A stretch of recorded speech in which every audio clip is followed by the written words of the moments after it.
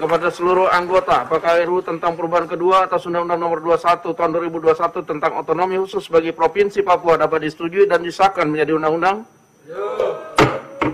Terima kasih. Selanjutnya kami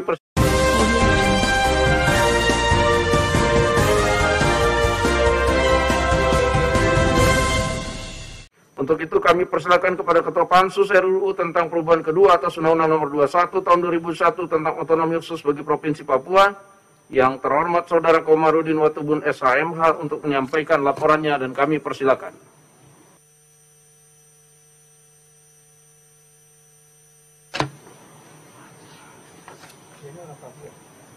Dapil Papua.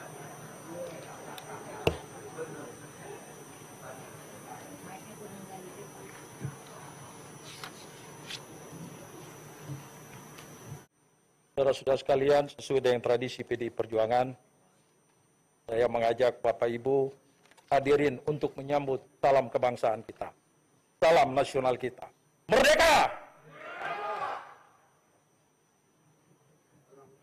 DPR RI mengesahkan rancangan undang-undang tentang perubahan kedua atas UU Nomor 21 Tahun 2001 tentang otonomi khusus bagi Provinsi Papua RUU Otsus Papua dalam rapat paripurna DPR RI ke-23 masa persidangan 5 tahun sidang tahun 2020 sampai tahun 2021.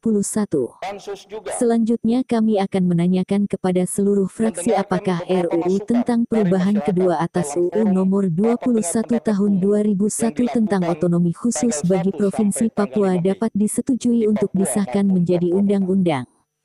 Tanya Wakil Ketua DPR RI Sufmi Dasko Ahmad yang kemudian diikuti ketukan palu pengesahan di Gedung Nusantara II, Senayan, Jakarta, Kamis tanggal 15 Juli tahun 2021. Ketua Pansus Otsus Papua Komarudin Watubun dalam laporannya mengatakan terdapat 20 pasal yang mengalami perubahan dalam RUU ini. Sebanyak 20 pasal tersebut terdiri dari 3 pasal usulan pemerintah yang memuat materi mengenai dana Otsus Papua, sebanyak 15 pasal di luar substansi yang diajukan, ditambah 2 pasal substansi materi di luar undang-undang. Dalam perubahan tersebut, lanjut Komarudin, RUU Otsus Papua ini mengakomodir perlunya pengaturan kekhususan bagi orang asli Papua OAP dalam bidang politik, pendidikan, kesehatan, ketenagakerjaan dan perekonomian serta memberikan dukungan bagi pembinaan masyarakat adat.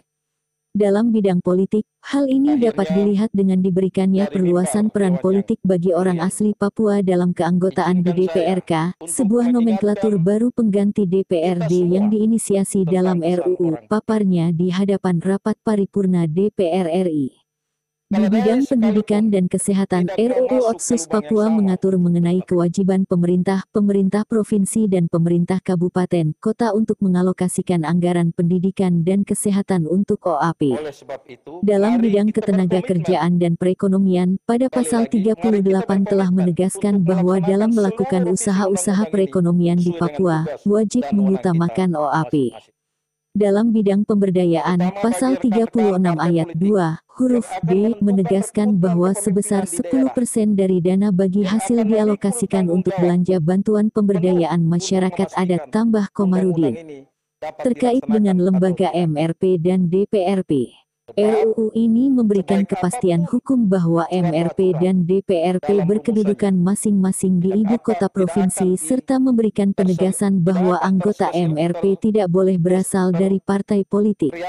Komarudin menambahkan mengenai pembahasan partai politik lokal, RUU Otsus Papua mengadopsi putusan MK nomor 41-PUU-17-17/2019 dengan menghapus ketentuan pada ayat 1 dan 2 pasal 28. UU ini juga memberikan kepastian hukum terkait dengan pengisian jabatan wakil gubernur yang berhalangan tetap.